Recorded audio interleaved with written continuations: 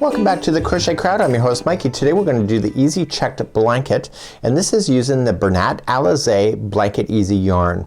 So this here is a checkerboard kind of idea, and it's really quite amazing, and it kind of provides a plaid look too, which is awesome.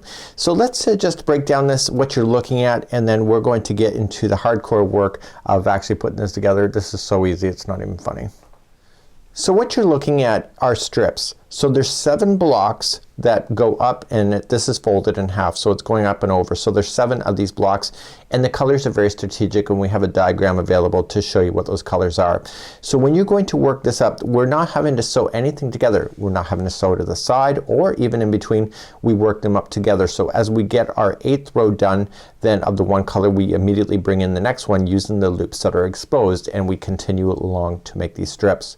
Once you get the first strip together, then what we have to do is that when we're building the second strip, we join it as we go. So as we're working our way up, and you see there's almost a little imperfection here because it looks like it's kind of out of place, but that is the joining that you see there that is really hard to notice, and then you don't have to use any sewing needles and anything to put everything together. So what I've done is that I've done a little sample. I'm just going to do a 4-box kind of area. I've done already one just to make sure I understood the pattern, and it's really as easy as it promises. So let's take a look at the other diagram first. Here's the diagram, and it's showing you 7 boxes high, and then these are the strips, and we continue to add. So we have to do the first strip by itself, and then we start adding the strips as we go. It's really easy to maintain count on the way that you join them as you go as well.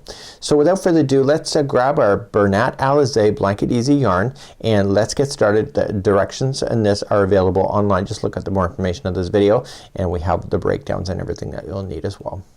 So let's get started on strip number 1. Let's get your yarn out of the ball, and we need to get a total count of 11. So just give these a bit of a shake, and you will see that they will kind of favor one side or the other. And so you can lay it down flat then with the loops that face in the up direction.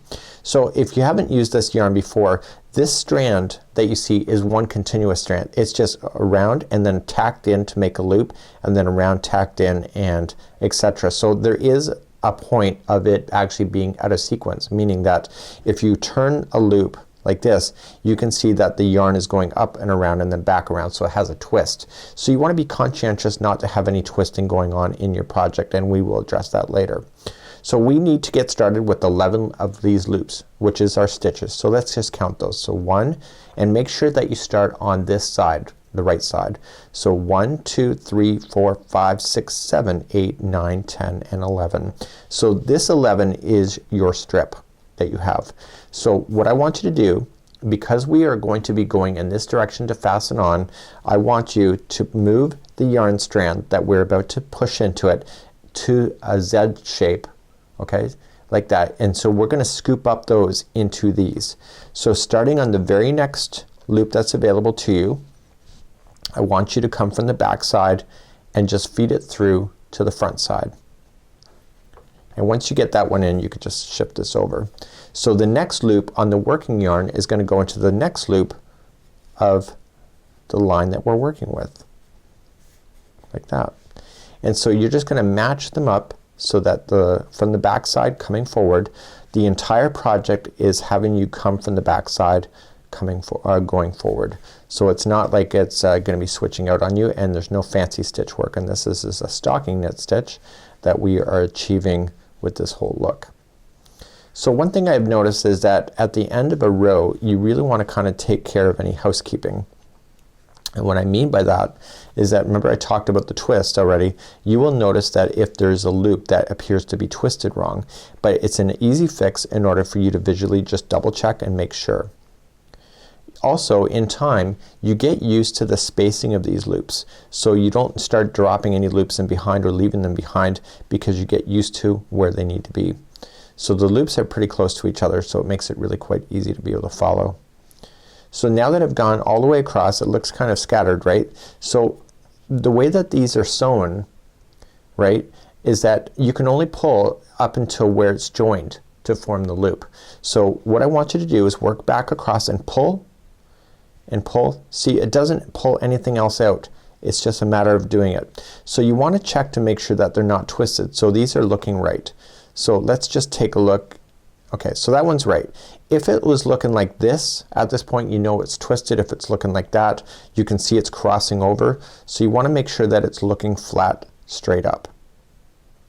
And so it's easier to do your homework or your housekeeping at the end of a row than it is to wait, because it's easy to put a loop with a twist. Now in easy knitting there is such a monster or a stitch called the twisted garter stitch, where you do intentionally put in a twist. So once you have that all sorted out, you're ready to go.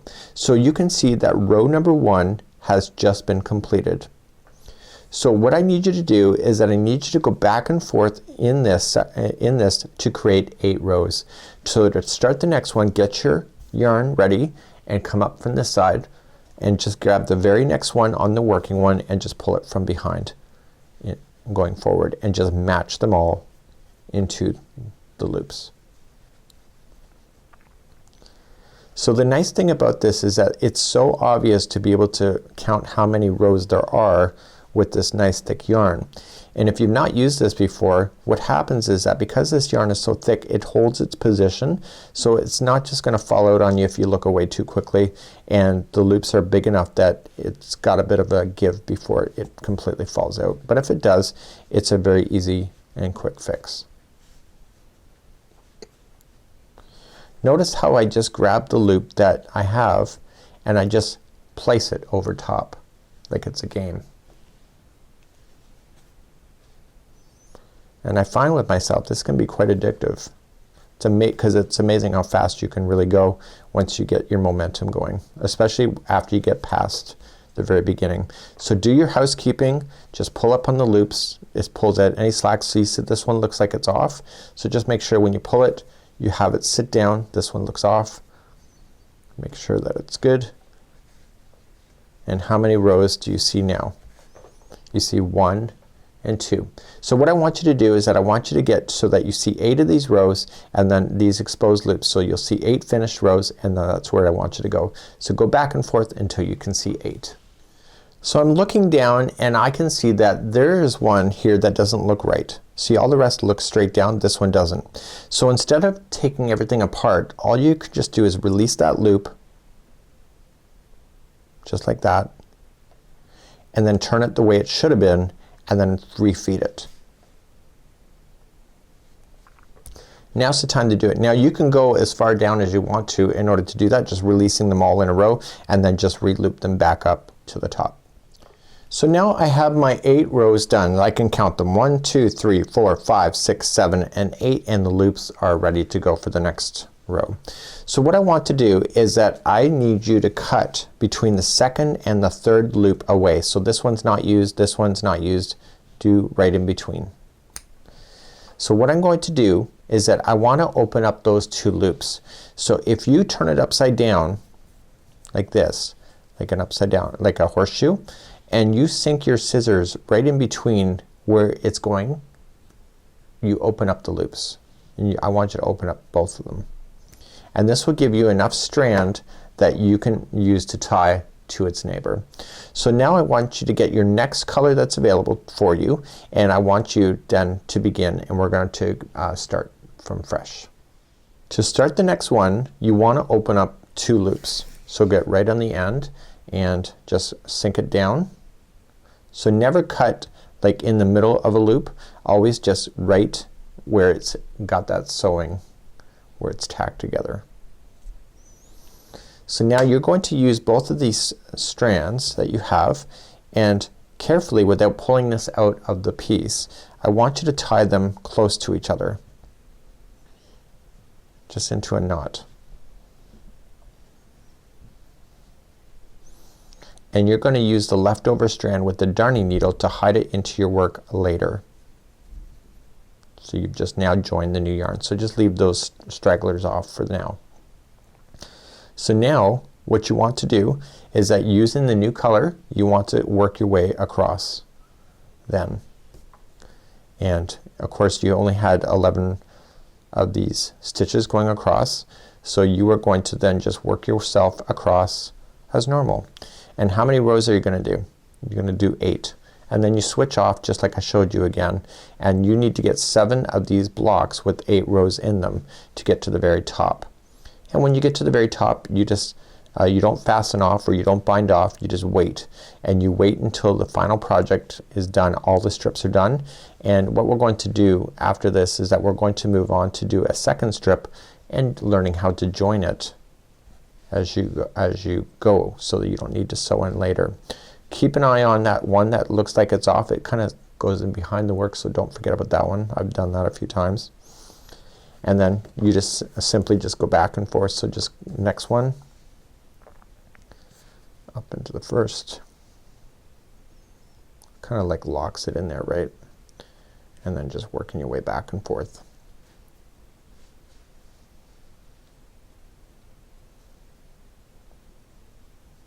So what I want you to do is that I want you now to go all the way to the top of the strip, just like it says. If you would like to do solid color strips, hey, that's up to you. It's pretty easy to do. And what I'm going to do next is that I'm going to show you how to start the second strip, and we're going to start attaching to its neighbor as we go. So there's no sewing involved in order to put the strips together. Okay, so once you get your homework done, then we're going to move then to second strip next. So let's do that next. So I'm now going to show you how to do the second strip where we attach to the neighbor on the right hand side. Okay, so we're going to be working with the edging all the way up, and even if you transition to different colors, you'll still be using the same edging.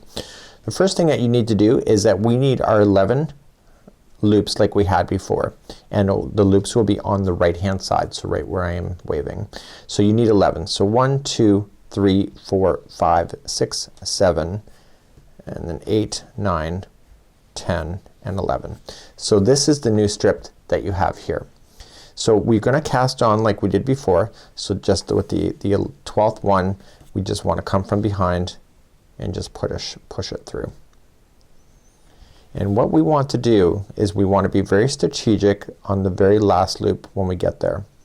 So we're just casting on like we already know,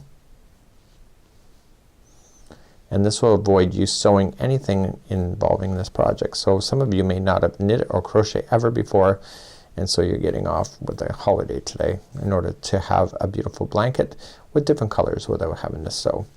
Now hiding in your loose ends with the darning needle is different from sewing.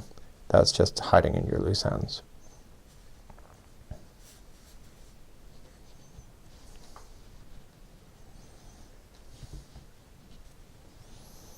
It's easier to get this item started when it's sitting on a flat surface. So if you're sitting on the couch, maybe a TV tray, or I have a little laptop tray that I use when I'm sitting doing my work in the living room. So we're gonna come to our second last one, and now we're gonna come to our final. So what we need to do before we do anything, this is our final, we need to attach it to its neighbor. So let's just do our housekeeping, get these all straightened up. You might as well get those nice and tidy. Just easier to do now than it is to wait. And what we want to do is that use this one here to attach. So let's show you how to join it. So the final loop, see, this is the very first stitch here of this. So what you want to do is that you want to line it up to the first stitch right directly over. So if you can poke your finger through it, it's going to go through both that one and this one. And what you want to do is that then with the new yarn coming from the strand, the working yarn, you want to pull through both of those loops. Like that. And now that just joined it. So now we're gonna move up the row. So we have to get into this here before we can go across. So what you want to do is take the same loop that we just put through, and we want to line it up to the last one on the outside. And we want to do it so that you can see your finger through there. So just pinching it and grabbing a new loop from the working yarn, push through both and bring it to the front. And now that just joined it. So now you can physically go across in the other direction then using all the loops. So every time you get back, which I'll review again, when you get back, you're going to not only secure the first one that you'll hit, you'll move up and secure the next one to move backward in the other direction. So let me just do this across, and then I'll be back up to show you one more time. So I'm coming back towards the seam of the other panel, and I'm just looping, bringing from the front or back to the front, and I'm capturing all the ones until the very end. So what I need to do in order to secure this one, I need to take this loop and I need to align it to the one right above it. So I'm only gonna grab, so it's just one strand, and loop it over top. So just put it over top, just kind of pinch it, and then force a new loop through both, from the back to the front. So now we're ready to move in this direction. So we lie that loop down onto the next height. Okay, get your finger through it so it's only one strand on the back, one strand on the front, and grabbing a new loop and pushing it through both. Like that, and now you're ready to go back in the other direction. So just grabbing a fresh loop and moving back. So you see every time you hit the one panel, you're securing it twice. So you're securing it on the way back, you're moving up, securing it, and then moving back in the other direction. So this is how you're going to join all your panels as you go along, and then you're going to get yourself to the top. So eventually you're going to grow this up, and you can see that this is going to align. So when you get all the way to this color here, you notice to change the color then to something new, because when you come up here you're going to be in a fresh start with something else. So you want to keep it so it's looking all checked up, right? So you're gonna get all the way to the top, and then eventually at the end of your blanket you're gonna have all these loops from all the strips exposed. So what you want to do is that you want to start binding off. So you have these loops that are left over. So what you want to do is open those up to create a sewing strand that you can use to weave in your ends. So just hit the bottoms of these loops to expose this thread that is holding it together. And maybe that was too many loops for me to use, but it's better to be safe than have too less of yarn to work with.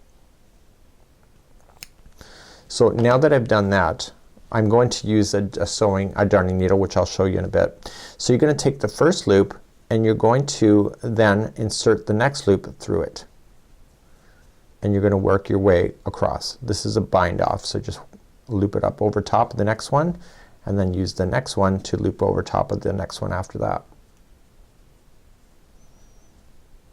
So because all the panels have all of the loops exposed throughout the whole thing, once you get to the next panel, which I don't have here to show you, is that the loops will be exposed, and so the very last loop of this panel you're going to loop it into the next one of the next panel, and keep working as a one piece bind off all the way to the end of your blanket.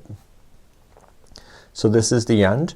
So you will have it joined at this point. So you will take this one and then you'll loop the next panel that's attached right over top of it, so it keeps it as a one piece unit. Eventually you're going to have your sewing strands. So what you want to do is just grabbing an extra big darning needle, and you're just gonna feed that into the darning needle. And of course the size of the needle matters. So what you might want to do, if you didn't leave enough on there like I did, what you want to do is that you want to push this through just the color that it matches. So I wanna just push the gray through to the gray. Now this is a one-sided afghan, so the other side looks more conventional knitting. This is the stocking knit stitch that's in the front. So when I go to push it through, I want to just stay within the same color lines on this side. So it's kind of locked already into position, so I'm just feeding it through, and then just do the same with the purple. This time though I'm going to stay within the purple. So I'm just gonna force it through some stuff. Try not to get that needle. So I've gone too deep. You see that? I've gone to the front side, so just stay so that you're just weaving it in but staying on the back side of the project. And all you're just gonna do is take the strand, push it through. So it might have been more helpful to have 2 loops exposed, or even 3. I think 2 loops are probably the best.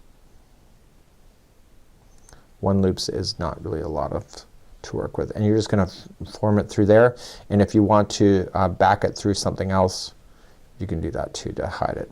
So you're gonna do that with all your loose ends, and it actually works out really quite nicely.